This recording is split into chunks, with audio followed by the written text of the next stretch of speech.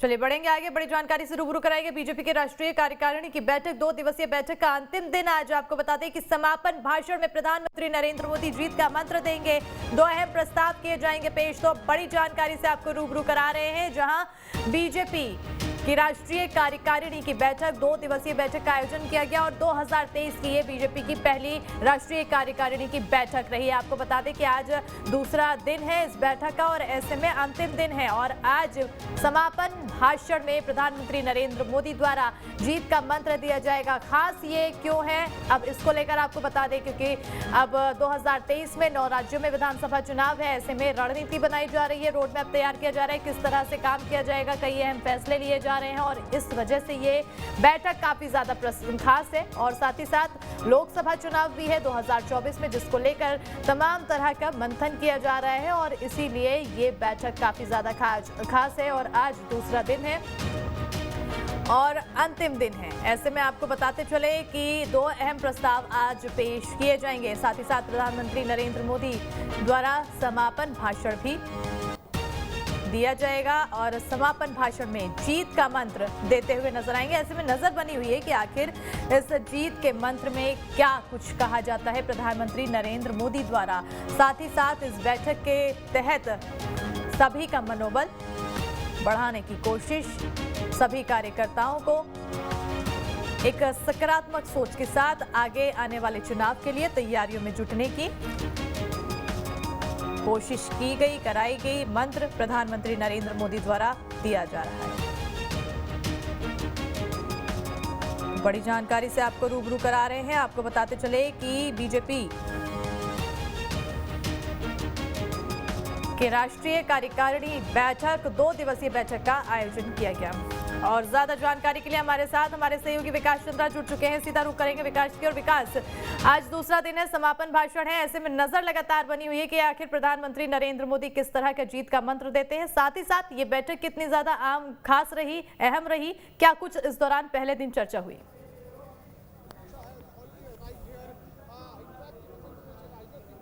जी देखिए, बिल्कुल बीजेपी की राष्ट्रीय कार्यकारिणी की बैठक का आज दूसरा और अंतिम दिन है। कई अहम प्रस्ताव भी इसमें आने वाले हैं, महत्वपूर्ण इसमें फैसले भी किए जाएंगे, पार्टी की रणनीति भी बनाई जाएगी और इसका जो समापन होगा वो प्रधानमंत्री के भाषण से होगा। तो सबकी निगाह प्रधानमंत्री के भाषण पर टिकी हुई है कि प्रधानमंत्री जब बोलते हैं तो उसमें किन किन मुद्दों को उठाते हैं, क्या वो मंत्र देते हैं, जीत का क्या वो मंत्र देते हैं, कार्यकर्ताओं को क्या वो नसीहत देते हैं और पार्टी के नेताओं को वो क्या निर्देश देते हैं। क्योंकि जब भी इस तरह की बैठक होती है और खास तौर पर कार्यकारिणी की बैठक होती है तो प्रधानमंत्री की तरफ से एक लंबे चौड़े विषय पर भाषण दिया जाता है और पार्टी को निर्देश दिए जाते हैं कि किस तरीके से पार्टी को आगे बढ़ने हैं। और आज आर्थिक प्रस्ताव भी पेश होगा और वो पास किया जाएगा, उस पर भी चर्चा होगी।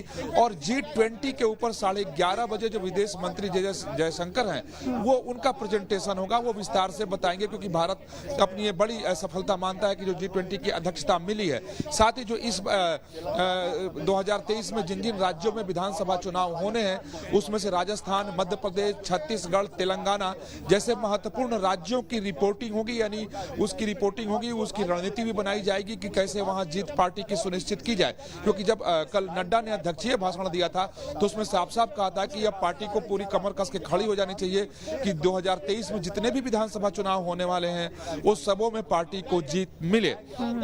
तो आज काफी महत्वपूर्ण फैसले होंगे। कह सकते हैं कि पार्टी की रणनीति भी बनाई जाएगी, पार्टी की दशा और दिशा भी तय की जाएगी और उस दशा और दिशा को सही मायने में दिशा प्रधानमंत्री नरेंद्र मोदी के समापन भाषण से मिलेगा। क्योंकि बार बार ये देखा गया है, मैंने खुद इसको देखा है कि जब भी प्रधानमंत्री बोलते हैं तो कार्यकर्ताओं के लिए उनका निर्देश होता है, पार्टी के नेताओं के लिए वो टारगेट सेट कर देते हैं कि उन्हें किस तरीके से काम करना है, किस तरीके से आगे बढ़ना है, किन किन मुद्दों को लेकर जनता के पास जाना है, किन मुद्दों को जनता के बीच में उठाना है। यानी पार्टी की बैठक से लेकर और सड़क तक किन किन मुद्दों पर हमें लेकर के चलना है। और वैसे भी बीजेपी अब चुनावी मोड में चल रही है, 2024 की तैयारी के लिए पार्टी मैदान में उतर चुकी है और 2023 में होने वाले विधानसभा चुनावों को पार्टी सेमीफाइनल मानती है। तो कह सकते हैं कि कल जो चर्चा हुई है और आज जो कार्यकारिणी की बैठक में चर्चा होगी और रणनीति बनाई जाएगी वो पार्टी के लिए आगे के लिए काफी महत्वपूर्ण है, विधानसभा चुनाव के लिए भी, लोकसभा चुनाव के लिए भी। बिल्कुल, कहीं ना कहीं लोकसभा चुनाव के लिए ये 2023 2023 का जो विधानसभा 9 राज्यों का होगा वो सेमीफाइनल है, लिटमस टेस्ट की तरह इसको माना जा सकता है। लेकिन अगर आपने क्योंकि दशा और दिशा की बात कही है विकास, अगर दशा और दिशा की ओर जिक्र किया ही है तो ये भी जानना जरूरी है कि क्या जिन राज्यों में अभी चुनाव होने वाले हैं बीजेपी किसी तरह के बदलाव कर सकती है, क्योंकि पार्टी को जीत के तहत आगे बढ़ना है, जीत के लिए, जीत की दिशा में काम करती हुई नजर आ रही है, तो बदलाव कुछ देखने को मिल सकता है इस बैठक के बाद?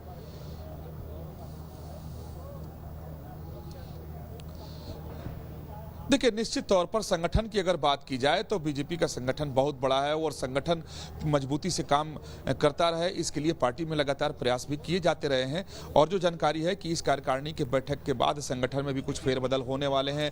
जिन राज्यों में विधान चुनाव होने वाले हैं वहाँ के संगठन को मजबूत करने के लिए भी फेरबदल किए जा सकते हैं।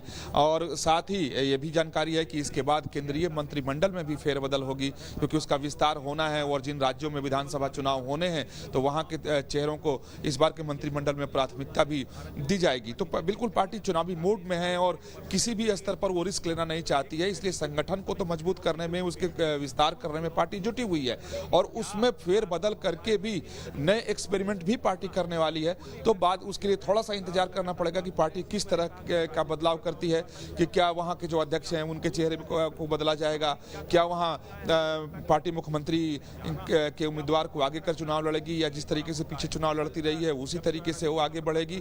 खासतौर पर जिन राज्यों से बीजेपी को ज्यादा उम्मीद है वहां पे वो ताकत झोंकने में कोई कोताही करने नहीं जा रही है, चाहे वो संगठन में बदलाव करके ताकत झोंकनी हो या नीति और रणनीति के स्तर पे हो, क्योंकि पार्टी मान के चल रही है और पार्टी ने टारगेट भी सेट किया है कि जितने भी विधानसभा चुनाव होने उसमें खासतौर पर कर्नाटक, तेलंगाना, मध्य प्रदेश, छत्तीसगढ़, राजस्थान में पार्टी किसी तरीके से सत्ता में आना चाहती है और इसके लिए संगठन में उसे बदलाव करना है, उसके संकेत भी मिल रहे हैं।